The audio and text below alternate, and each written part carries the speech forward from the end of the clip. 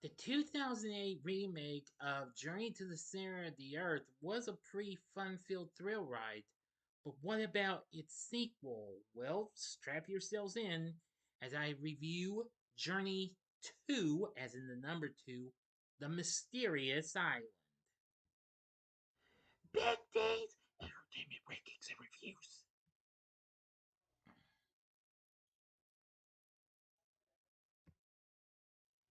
So, greetings, my fellow YouTubers, and welcome to Big D's Entertainment Rankings and Reviews. My name is Doyle, better known to you as the Big D, and this time around I bring to you a review of the 2012 science fantasy action adventure film Journey to the Mysterious Island, released by New Line Cinema, along with Walden Media, and distributed by Warner Brothers, who actually released it for New Line. This, of course, is the sequel to 2008's Journey to the Center of the Earth and is based on Jules Verne's The Mysterious Island book from 1875, featuring Josh Hutcherson, who is the only star of the first film to return, along with Dwayne Johnson, Sir Michael Caine, Vanessa Hudgens, Louis Guzman, and Kristin Davis. The storyline was written by Richard Allen, Brian Gunn, and Mark Gunn, and the screenplay by both Gunns, and tells the story of Sean Anderson, who answers a distress call from his long lost grandfather and goes to rescue him from a mysterious island with help from his militaristic stepfather and the crew of a helicopter tour. This film was released on February 10th, 2012, just a few weeks after it opened in Australia. Now, and this actually did even a little better than its predecessor, despite getting mixed reviews. Now, if you haven't seen my review of Journey to the Center of the Earth, click on that card and it'll take you to the video in case you might have missed it or if you'd like to see it again.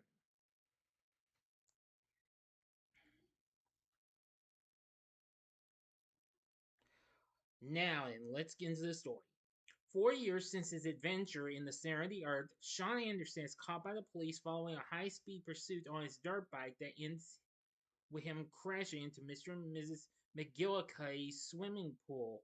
His latest stepfather, Hank Parsons, arrives and learns from his police officer friend Jim that Sean broke into a satellite control center and talked the McGillicuddy family out of pressing charges. Sean is taken home where his mother Liz scolds him for something that would have landed him in juvenile hall if Hank had not intervened. The next day, Hank learned that Sean committed the break-in to enhance a coded signal his long missing grandfather Alexander may have sent. Wanting to bond with Sean, Hank helps decipher the code, which leads to three books: Treasure Island, Gulliver's Travels, and Jules Verne's Mysterious Island. Using the book's individual maps, Hank uses a backlight to make them a single island, complete with its location coordinates, hoping to prove to Sean that there is no mysterious island there. Hank convinces Liz to let him take Sean to where the coordinates point to. In Palau, Hank reluctantly hires helicopter tourism guide Gabato Laguatan and his daughter Kalani, on whom Sean develops an immediate crush on, to fly to the coordinates as nobody else is willing to take them. The helicopter gets caught in a cyclone and then they crash into the Pacific, waking up on the island. Moving inland, they are shocked to discover miniature elephants, which belong to a prehistoric species, the dwarf Sicilian elephant, and giant butterflies, meaning the animal sizes are opposite. After coming across an egg clutch, Gabato accidentally wakes up a giant frilled lizard which chases them throughout the jungle. They nearly get eaten, but are saved by Alexander. He takes them to a hut he built from the wreckage of the ship that brought him to the island. He has a working radio, but they can't call out for 2 weeks due to the position of the satellite. The next morning, Alexander leads the group to the lost sea of Atlantis, which rises every 70 years and sinks again a short time later. Although Alexander insists the island won't sink for many years, Hank discovers seawater coming from underground, meaning they only have days before the island sinks. Their only means of salvation seems to be the legendary Nautilus, Captain Nemo's submarine. Caine enters Nemo's crypt and finds his journal, which shows that Nautilus is in a cave at Poseidon's cliffs. To get there, they mount giant bees and fly over a high ridge. When giant bee eaters try to devour them, Sean saves Caine's life, but dislocates his ankle. Hank and Alexander reset Sean's ankle. Then the group has a bonding moment when Hank sings his rendition of Wild Wonderful World to ease Sean's pain. The next morning, the water rises greatly, and Hank deduces the island will sink in a matter of hours. Gabao is missing, having gone toward the island's volcano seeking gold. While Alexander and Caine retrieve him, Sean and Hank head for Poseidon's cliffs. Now for the ending, you know the procedure. You have 5 seconds to stop this video. Go to the description box below and fast forward to the time below as I count down now. If you've seen this movie already, please continue. Okay, you've been warned. To reach Nautilus' underwater cave, Sean and Hank create makeshift oxygen tanks and dive down 100 feet, but are nearly killed by a giant electric eel moray eel hybrid. The 140-year-old batteries have run down, so they start the submarine using the eel's electricity. Caine and Alexander find Gabao and convince him to escape with them instead of trying to take some volcano gold. As they near Poseidon's cliffs, the volcano erupts. Sean and Hank arrive in Nautilus just in time to rescue the others from the water. Gabao pilots the submarine out of harm's way while Hank and Sean fire torpedoes into the path of fallen debris. As they clear the dangers, Caine kisses Sean for his bravery. 6 months later, Caine and Gabao are well off as he runs the most popular tourist attraction on Palau, tours aboard the Nautilus. Caine visits Sean on his birthday. While the family celebrates, Alexander arrives with a book for Sean's birthday present, which happens to be Jules Vernes' From the Earth to the Moon.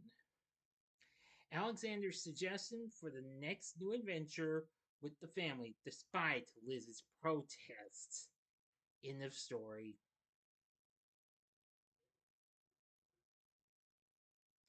So, what did I think of Journey to the Mysterious Island? Well, I'm going to say as much as I liked its predecessor, but I thought this one was really fun and exciting and pretty epic. Epic. I'm getting tongue tied here. Epic as well. The film did better than its predecessor, going on to make $353 million worldwide against its $79 million budget, surpassing its predecessor. While unlike its predecessor, it sits pretty well, not quite low, just in the midway bit in the on the tomato meter. At 45% on Rotten Tomatoes, they say aggressively unambitious. The film might thrill tween viewers, but most others will find it too intense for young audiences and too cartoonishly dull for adults. Cartoonishly dull for adults. Yeah, sure. My foot. Hey, I'm an adult. Did it look cartoonishly dull? Of course not. Not 110%. Metacritic has a score of 41, and Cinema Score gave the film an average grade of an A minus. Entertainment Weekly gave it a B grade and stated that the movie flies by pleasantly and is then instantly, forgettable. Perhaps Jules Verne can explain the science of that. But hey, that's understandable.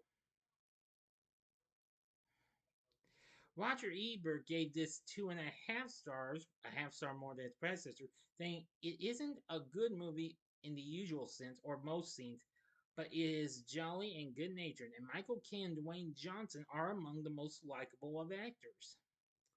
Too true.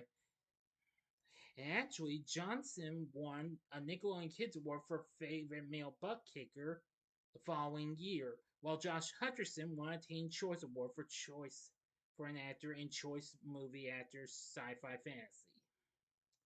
So that was good to know. They had Andrew Lockington do the score for the film, and I thought that was good too. So as much as the first film was, I think Journey to the Mysterious Island had a lot of good effects and fun-filled thrills. If you like the first film, I think you'll like this one just as much. Now, they had been talked about doing a third one, which of course based on the from the Earth to the Moon. Well, it was intended. Its development had been canceled due to a lack of immediate interest and troubles in adequately adapting the novel. Despite this, reports from Hollywood production insiders arose in August of 2020, saying that a sequel was once again in development. But in December of the following year, Hiram Garcia confirmed that Warner Bros. Wants a sequel film, though Seven Bucks Productions decided to delay development in favor of pursuing other projects. Now, of course, Seven Bucks Productions is Dwayne Johnson's company. Well, his production company, that is. But we hope for the best.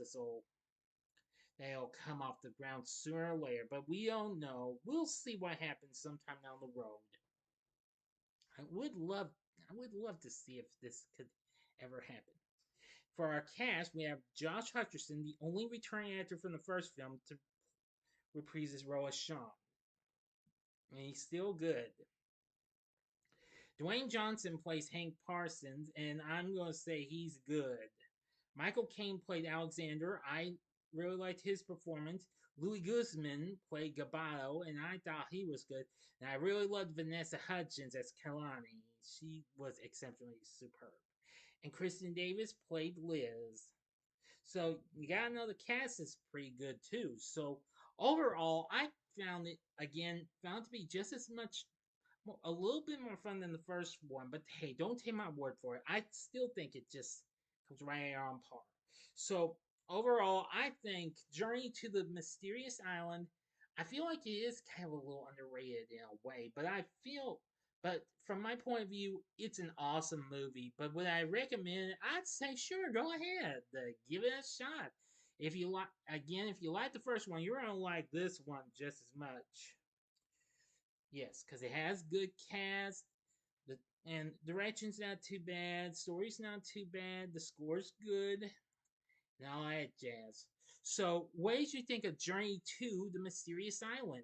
Let me know in the comment section below, and if you like this video, click the like button, subscribe, and be a part of the Big D Nation. Continue to help support my channel, make it grow, and make the views grow. Join me next time when I bring to you a review of Star Trek Into Darkness. So if you like this, consider checking out my reviews for these other films. In the upper left-hand corner and upper right-hand corners are two of the films that actually put The Rock, as Dwayne Johnson was known as, on the movie map. In the upper left-hand corner is my review of The Mummy Returns. The upper right-hand corner is my review of the prequel to that film, The Scorpion King. Or if you would like maybe another kind of a fun-filled thrill ride into into a watery fun fest and what have you.